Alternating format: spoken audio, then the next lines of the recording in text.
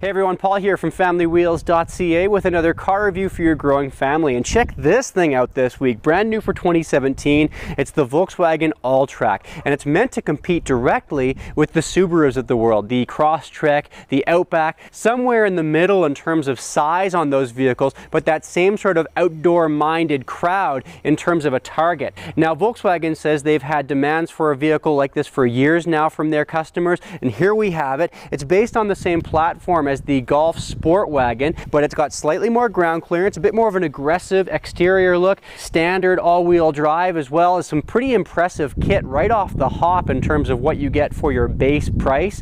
Let's take a look around this thing, and I'm actually quite curious to see how it stacks up because we just got out of a Subaru Forester last week, and since this is meant to compete directly with Subaru products, we're going to see how they both stack up compared to each other. That's this week here on Family Wheels.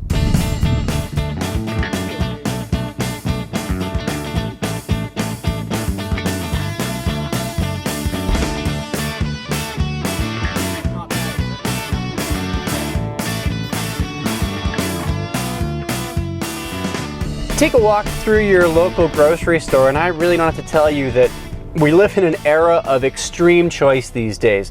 Whether it's the cereal aisle, the toothpaste aisle, the shampoo aisle, it can be overwhelming. I mean, that Forester that we were in last week had 9 possible trims that you could wade through and figure out what was just right for you.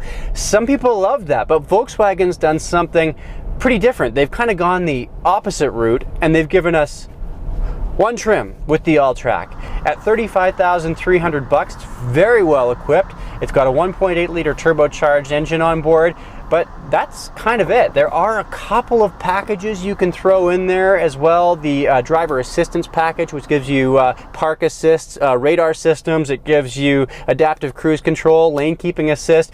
At $1,600, you can tie in the light and sound package as well, which gives you bi-xenon on headlights, auto high beams, and this pretty awesome Fender sound system. But really, that's kind of it. So we have those packages on board this tester here today, and it maxes out at just over $38,000 before tax.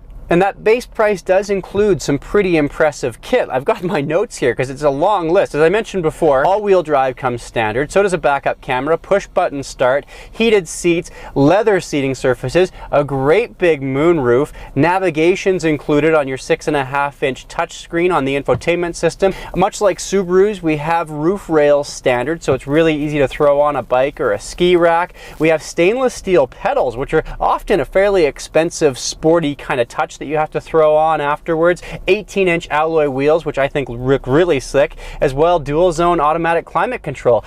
That's a long list at 35 grand, but if you're looking for a very basic vehicle, like say for example that basic Subaru Outback, which starts at $28,000, you're not going to be able to get it here. There's just not that option with the Alltrack.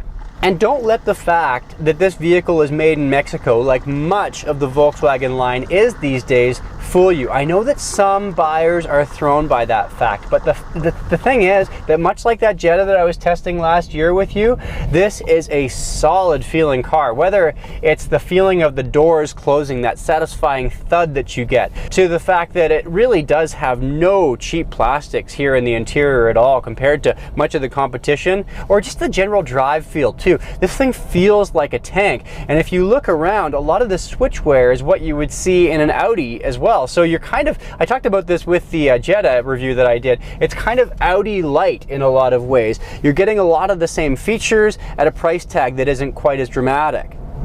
However, there are a few things here in the Alltrack in terms of features that I was expecting to see at this price point that we're not getting. First up, there's no blind spot monitoring in the side mirrors. I've really come to get used to that in our test vehicles, and when I don't have it, it's quite apparent. Another thing, no auto lift gate, which some people are actually going to quite like because they can be slow and they are a little bit of a pain sometimes because you have to wait for it to lift up and you're kind of like, I can do this on my own, thanks very much. But there's not one of those. And then we also don't have driver memory function. So if you've got multiple drivers in the family and you want to be able to cycle back and forth to your preferred driver positions just by pressing a button, you don't have it here. Speaking of seats, the passenger seat doesn't have a motorized slide forward and backward function, something that a lot of the competition at this price point is going to have as well. Something that's not very Audi-like, however, and was a bit of a surprise actually, was when we pulled out our decibel reader, because we always test our vehicles on the same stretch of road at 100k an hour, and historically Audis have performed very well. Sister company to Volkswagen, after all, we thought that we'd be doing okay in this car, but in fact we reached 72 decibels, which is on the high end in terms of interior noise. But this noisy cabin might wind up taking a bit of a back seat to the fact that the Alltrack is a pretty darn fun car to drive around. This 1.8 liter turbocharged power plant has been on board Volkswagens for a little while now, so it's been refined over those years. And if you're only going to offer one engine in a vehicle, it better be good, and this is an excellent choice. Volkswagen found a nice balance between performance and efficiency. They're saying that you should average in this vehicle between 8 to 10.6 liters per 100 kilometers, and I am smack dab in the middle here this week with a mix of highway and city driving at 9.2 liters per 100 kilometers. If I look at this compared to the Subaru Outback, however, that vehicle, even though it's much larger with its 2.5 liter boxer engine on board, is averaging 7.3 to 9.4 liters per 100 kilometers. It's not going to be as peppy and as fun, but it's going to be a little bit more efficient, even though it is a larger car. That 2 liter turbocharged engine that I had in the Forester last week, though, I think had a little bit of a sportier feel once you got it up to speed. The nice thing about this Alltrack, though, is that if you punch it off the line, you don't have that lag that I was seeing in the Forester last week, that time, a couple of seconds to spool up. Not the case here in the Alltrack. We have a 6-speed automatic transmission in this Tester. One thing I would like to see, because it is fairly fun to drive around through the corners, is a set of paddle shifters here on the steering wheel. Either that, or give me a 6-speed manual transmission, because I think we'd be able to really play this 1.8 liter turbo a little bit better and get more performance out of it.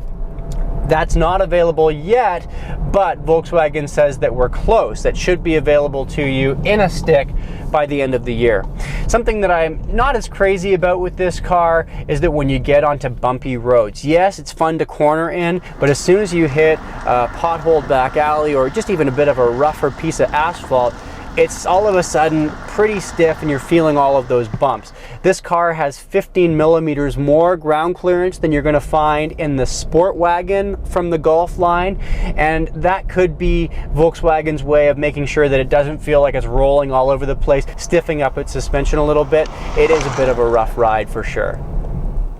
All right, so let's do a 360-degree walk around here in the Alltrack, because there are some things that are not so great for families and some things that are really good too. First up, let's take a look at our infotainment system, which for the most part is really excellent. This touchscreen feature is really handy, but you've also got these shortcuts all through here, including media information, so you can use your Bluetooth stereo directly attached to your phone. Navigation is pretty straightforward too, although I will say that the navigation doesn't always take me on the most straightforward of routes. For somebody who's lived in this city for years, I know what the best route is, and this isn't always taking me that way. It's taken me on a couple of wild goose chases this week. I like this car feature right here. Lets me cycle through a bunch of different features, including this more sort of off-road minded type page here, where I'll tell you what angle of road you're riding on, that sort of thing, if you're getting kind of geeky on that front. Something I'm not so crazy about with the infotainment system, well, it's kind of tied to it, is this information screen right here in the instrument cluster. Audi has this amazing virtual cockpit in some of its vehicles for 2016, 2017. And it looks so slick, and I know that this is a cheaper vehicle, but you'd think that Volkswagen would be able to get away from this pixelated type look. It just looks so old school. All right, checking out the second row, it is definitely a little bit of a squeeze for full-size adults. My headroom is really excellent, but legroom is at a bit of a premium. If you've got a tall driver up front and you've got tall people in the back, they're going to be squeezed for sure. Nice to see some really premium leather seating surfaces in both the front and second row here. These are very comfortable seats, again, in both rows. Pretty firm in sort of that European style, but check it out. No pinholes here, none of those tiny perforations that I'm so annoyed at in so many vehicles these days. They're tough to keep clean. We don't have them trim here, which means that this tough leather, which is quite durable from what I can tell, is not going to be as difficult for you to clean up after your kids. I also like some of the style points here in the second row. They continue on from that first row. We've kind of got this carbon fiber type trim, kind of makes it look modern and sporty. One thing I was disappointed not to see though was second row heated seats, which often come standard in vehicles at this price point. Now let's take a look at our trunk, because again, we're right in the middle here in terms of just how much capacity you've got compared to the Subaru Outback and the Subaru Crosstrek, trying to find that middle ground. Now, as I mentioned earlier, you don't have an auto lift gate, even as an option in the Alltrack, but we've got 860 liters of cargo capacity, which means that our standard amount of gear, a couple bags of groceries, a diaper bag, a backpack, a soccer ball, and a stroller have all fit in there pretty well. You could probably fit the family dog in there, but it would be a bit of a squeeze. One thing I'm not so crazy about is that when you flip the seats down here, you can do it like this, which is handy, but they're not a completely flat sitting seat, which means that it's not going to be quite as usable in terms of stowing larger items. But you do have this this pass-through right here, which means that you can carry a pair of skis, some longer 2x4s, whatever, while still having the ability to carry 4 passengers in this vehicle. Now, a rear-facing car seat really is kind of a bit of a problem in this car, because you can see here that we're left with about 8 inches of leg room according to my tape measure, but that's also with me having adjusted that passenger seat to a pretty vertical position. Means that this is not going to be a comfortable place to be with a rear-facing car seat in place.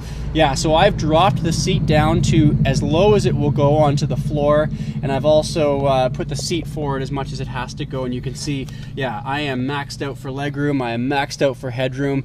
This is not ideal for rear-facing car seats. Roger's in a front-facing car seat now. It's not a problem, but for young kids, you're going to find that the Alltrack makes the front row a little bit tricky to use.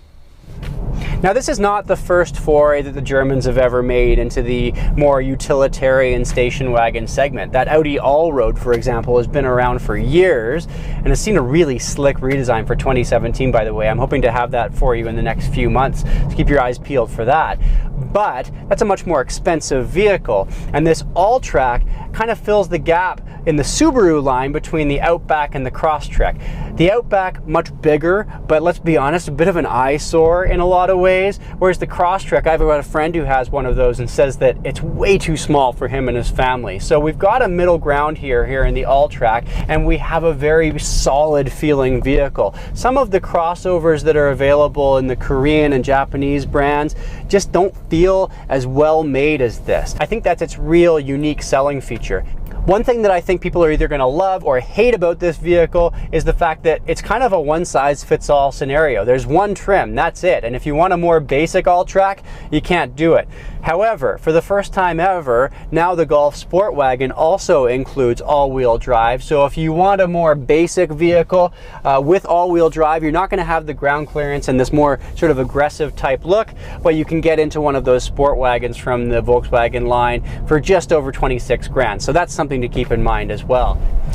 This is a vehicle that's so clearly a shot across the bow, though, to that well-established Subaru line of vehicles. So what do you think? Does Volkswagen pull it off? And how do you think it compares to some of the other competition that's out there? You can find me on Twitter at Family Wheels. You can leave a comment below.